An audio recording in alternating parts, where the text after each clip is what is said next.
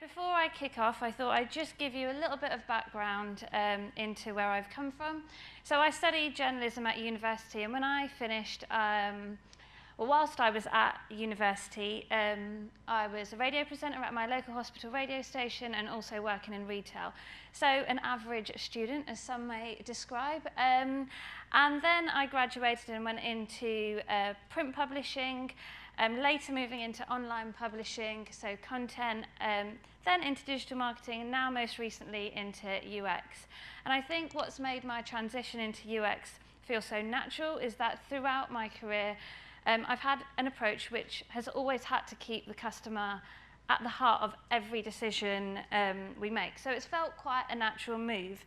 And essentially, that's what UX is all about.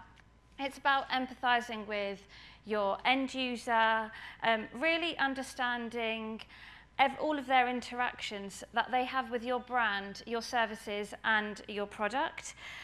So with this in mind, I'm going to give you a few things that I have learned in my first year in UX and potentially give you guys a reason to pause for thought when you're creating your brand, your products, your web pages, however big or small it may be.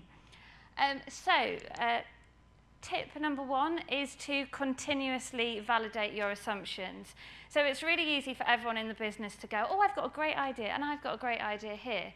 But we're not the end user, and we don't really know what our customers are thinking. So think about this statement. You don't want to get yourself into this situation. But think about hypotheses and try and test them at an early stage whenever you're creating something.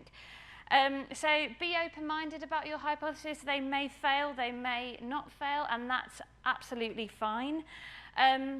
But how do you validate? So at John Lewis, we use various methods to validate what we are potentially going to create.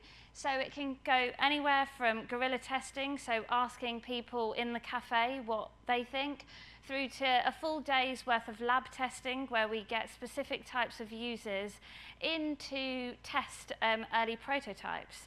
Or it could be that we look at the data, because the data might be able to help us inform. But when you do start to think about how you want to validate, always ask yourself, what is it that you want to test? Is it that you're interested in customer perception? Is it usability that you're trying to test? Is it comprehension of what it is, what you're trying to convey? Because depending on what you want to test, it will influence the type of testing that you carry out. And it may influence the number of people that you test with, the types of people that you test with, the choice of participants. It will influence a fair bit of your testing. So a quick example of where we most recently used this in John Lewis. So we have a new app which has a few new features, two of which are that you can see store stock and that we've got a bit of a new design. And when we originally thought about how we'd onboard users to our new app, we had something which was tried and tested, a 3-step video where customers can see what we've changed and are given quite a thorough view of what we've changed. But actually, then we paused and thought, are we over-promising and under-delivering? Because where we were having store stock on display, it's actually for a smaller number of products. And are we over-explaining something which is actually quite intuitive? A new design shouldn't be something that we need to explain. It should be quite intuitive, and customers should be able to use it. So we paused and went into the lab and tested a few of our ideas in the lab. And what came out of it was that our hypothesis was true. We were overselling. Customers were telling us that actually they like to be curious and find things themselves. So we went back to the drawing board and came up with a few new ideas. And often people have an assumption that user experience teams are going to make things a lot longer and the process is going to be longer. But actually, we went for something quite pared back, she says. So what we ended up going for is an onboarding which was really pared back and just welcomed people. And then we took away any of the feature onboarding and placed that in a more relevant place when users got to that point in their journey. So tip number 2 is to ask yourself, what is the design beyond the design? So often we think about these devices. We think, oh, I'm designing for apps, I'm designing for mobile web, and I'm designing for potentially desktop web. But actually, there's far more that's going on in the user's mind. They might be coming to your device via an email, a conversation, they might have been into store, they might have multiple distractions going on in their life. So think about these things. You may not be able to control all of them because they may be outside of your direct team. But if you start to consider them and help them influence your decisions, you'll make a better journey and you'll be able to compete far better in the current marketplace that we're in. Because if we think about it, the product differentiation is becoming minimal, and now what's differentiating retailers from one another is the service that they provide. So you might not be able to control all of this, but take it into consideration when you are designing. And this is what I think about when I think, oh my gosh, I've got so many stakeholders, how am I going to get them all in the room so we can actually map out an end-to-end journey? Well, actually, they all have an expertise. Every character in Toy Story has a moment where they do really shine. So I think about this, and I bring the right people into the room when it's relevant. So in a recent example, we were creating a proposition that involved multiple teams: marketing, customer data, IT, apps, third-party agencies, and actually what we did is got everyone around the table and mapped out the end-to-end journey. And what we were able to do by doing that is seeing where there are potential pain points that we need to address and seeing where the baton passing between teams needs to be reinforced, or we need to relook at it just to make sure that we're slick all the way. Because when you work in silos, you might be all doing a really great job in your silos, but it's not going to be the same experience. The third tip I'll share with you is to share knowledge across different disciplines. So at John Lewis, we work in very cross-functional teams. And at the start, when I came into UX, that felt quite lonely because I couldn't turn around and see a like-minded marketeer next to me who I could quickly bounce an idea off. Instead, we're sitting in a team where there's a product owner, a designer, a few developers, a tester, and everybody's approach is slightly different. So what I've learned from this is actually we are all trying to solve the same end goal, but having those different approaches can actually be really beneficial. So we had an example where the customer need was to notify me when something is new or something is expiring in the app. And essentially, we were thinking about push notifications, but when we thought about that, we got posed with a barrier that there was way too many system integrations, and we didn't have the time, money, or resource to be able to do that within the project capacity. So what we did instead is we got our cross-functional team around the table and started to understand what is the use cases, what is our MVP, and how much effort versus impact is what we're wanting to create going to have. And it was one of our developers that had an idea and said, well, actually, Heena, the data already exists in the app, so we don't even need to worry about all these multiple system integrations. And we found a solution just within our team. So I'd really urge people to think about the different skill sets that exist in your team and see if when we're trying to solve any sort of customer need, can we solve it within the team rather than relying on those outside of the team? Number 4 is think about accessibility right from the start. So you'll want to create a product that is accessible to all. And we live in a country and in a city particularly where there are hundreds and hundreds of different cultures and languages. That's not the only thing. There are lots of people, about 8% of men, say, for example, suffer from some sort of colour blindness. So don't rely solely on colour when you're designing anything, because some people may not be able to see it. So are there symbols and text that you can reinforce your message to help convey what it is that you're trying to get across? So if we think about forms, often when there's an error on a form, the box just goes red. But if I can't see red, I'm not going to be able to see what's gone wrong, and it's going to disrupt my journey. And this is a really bad example of this, because over there, it should say, does VoiceOver support navigation? But the colour's gone a bit off. But often, so there are, oh, my brain's gone blank now. About 2 million people in the UK that suffer from some sort of visual impairment. And often, I don't know if anyone's ever tried it, but if you go to the settings on your phone, you can turn on VoiceOver. And VoiceOver will basically read out everything that's on your website. So does your website support VoiceOver? When you turn on VoiceOver, does it read things chronologically? Does it actually even read things, or does it just tell the user that there's a button and another button and another button, and actually the user doesn't have a clue what those buttons do? So think about how you can use potential ARIA text, which is hidden text, to support any web pages that you're building. So we had an example when we had a QR code. Now, we can all see this QR code, but anyone who's got a visual impairment may not be able to see this. So how can you code your website to ensure that when a user lands on something like a QR code, they know what they need to do? They're not at a dead end where they're like, oh, now what? And finally, if I, one of the last is, do we think MVP or minimum viable experience? Now, this is not one I've completely cracked yet, but if I think back to my marketing days, we had a brand loyalty pyramid. And down the bottom, you've got functional, reliable, useful, and they're quite task-orientated things that the user will want out of a brand or when they're making a purchase. And at the top of the pyramid, we've got convenient, pleasurable, and meaningful. And these are more experience-orientated things that the users are looking for. So my question is to anyone who's scoping out an MVP is, are we slicing horizontally and therefore just thinking about functional things that our website or product needs to do?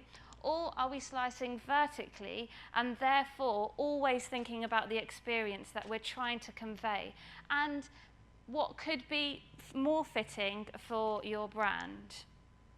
And the final tip that I've got, which I've kept true to in my entire career, is to just keep on learning and don't stop, because our industry is moving incredibly fast. And if we just think about the growth of, say, UX in the last 5 years, minus 5 years, we were probably seeing job roles around interaction design. Now, if you have a look, there's job roles on service design. We're thinking about the end-to-end journey. There are also master degrees on end-to-end service design. So the industry is growing at pace.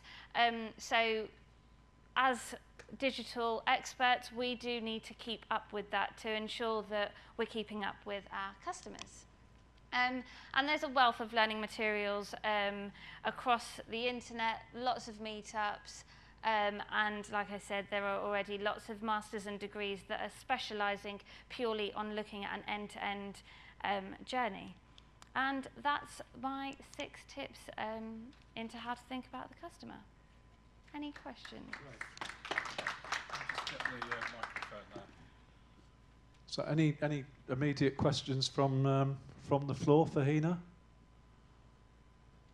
John? I'm going to try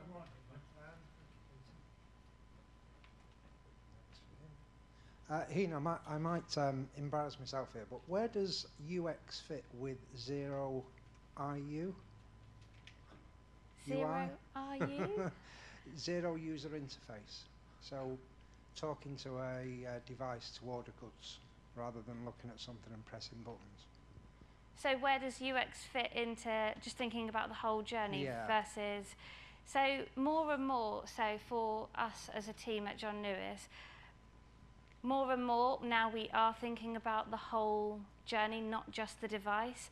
And that's you can see that starting to happen because of the people that are also coming into the fold. So the stakeholders that you're now interacting with, we're doing a lot more in the shop space than we used to be doing previously. Previously, we did think just the devices, so buttons on screens and buttons in apps and features that we wanted to build in apps.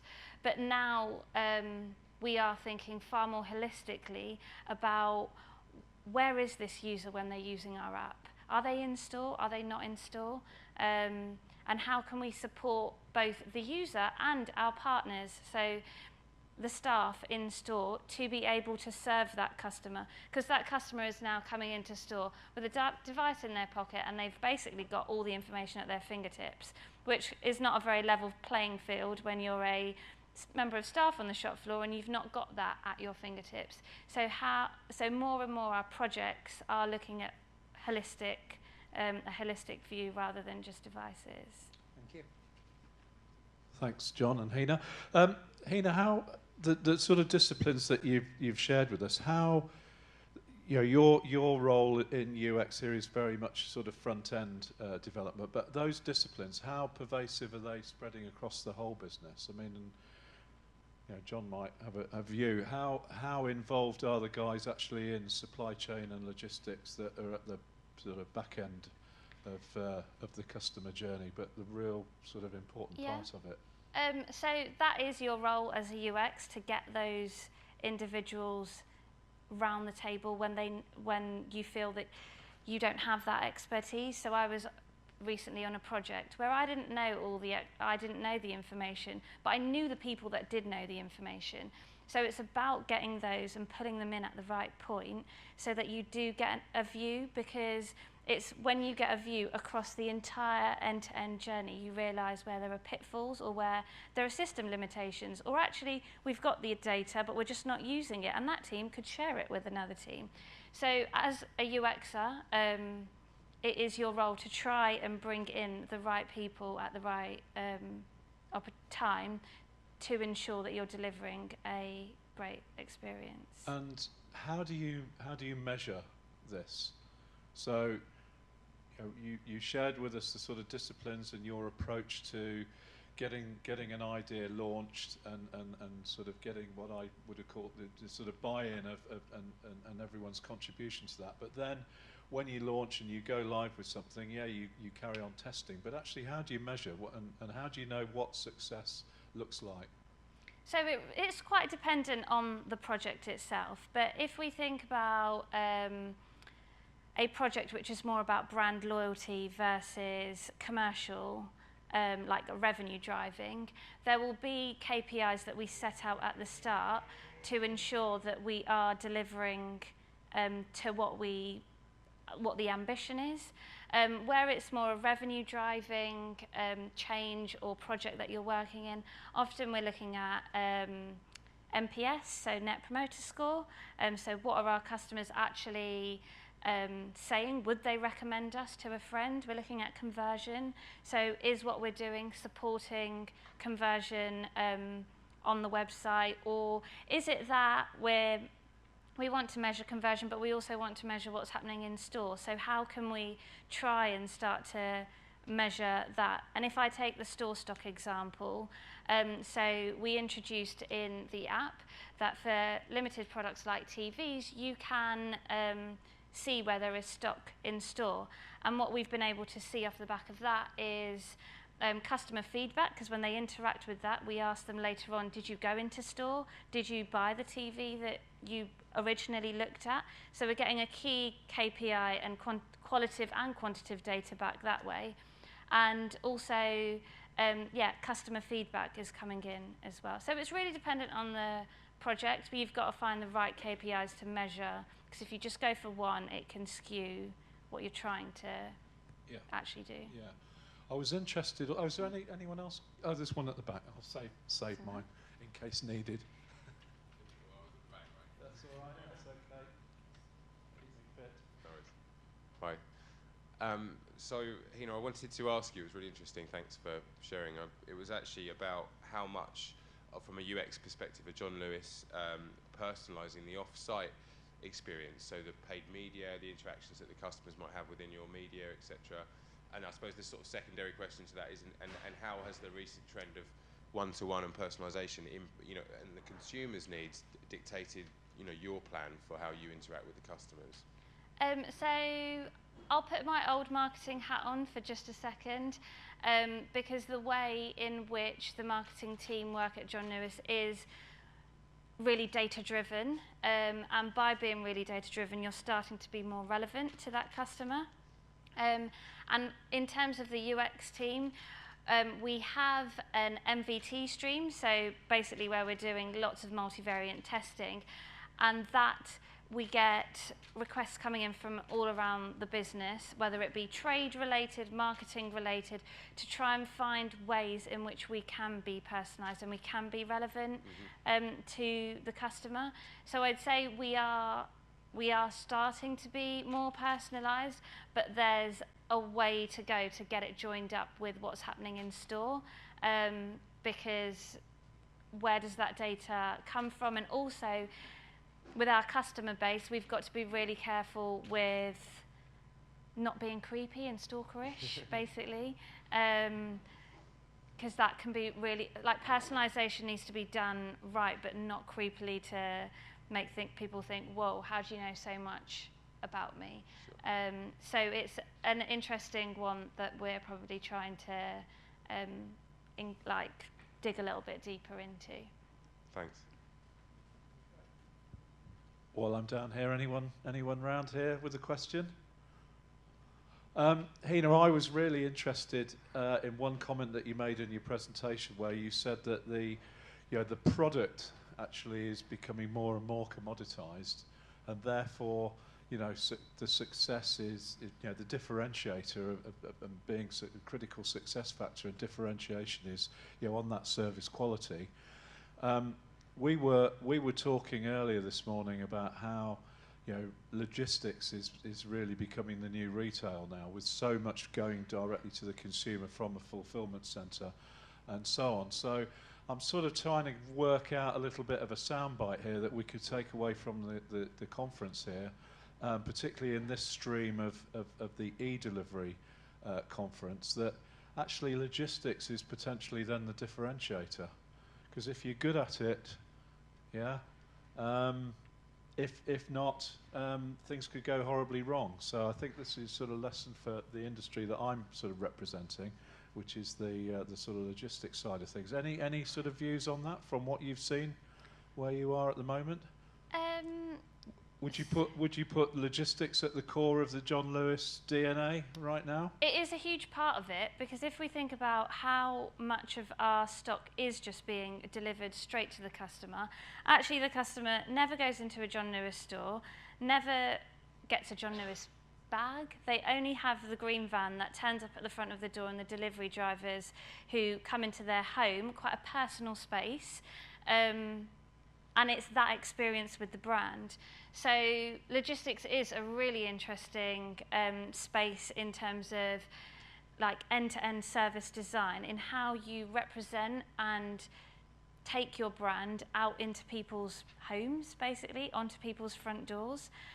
So it's a really interesting and are you looking at that? Because we also this morning talked about how 3PLs potentially, if the retailer sort of has this desire so to do, can actually really deliver value and get that real spirit of partnership and collaboration going. I mean, is that an approach that you're taking to sort of look at that whole last mile, last part of the journey into the customer's home? I mean, that's that's taking this to another dimension, isn't it? Yeah, it is, and I think when it comes to delivery, there are lots of different ways in which you can support a better experience. So if I'm completely honest with you, I probably don't know what's happening in that space close enough to be able to answer your question completely truly, but I know that where we do start to think about, right, what happens once that customer clicks confirm and placed order, it is about the delivery, and it is about how we inform the customer where their product is. Is it in transit? Is it on your front door? Is it 2 minutes away and the driver's just pulling up? And those are the types of things, those are the types of conversations which happen when we're thinking about designing anything. Do you go back and survey the customer afterwards in terms of whether they had a good experience or not? Yeah, there is multiple types of Not surveys. just relying on the next order to measure customer No. loyalty, but actually specifically, you ordered this 3-piece suite and it was delivered, and how was the service? Do you go that far? Yeah, there is like lots of customer surveys right across the business that measure, and also our customers are quite vocal, so they will share with us without us having to almost probe sometimes. Yeah, good. Anything else from the floor? Really fascinating approach to this new digital world that we're in. So, Heena, let's leave it there for now. Thanks very much for sharing that with us. Really enlightening and very much appreciated. So let's show our appreciation. Thank you, Heena.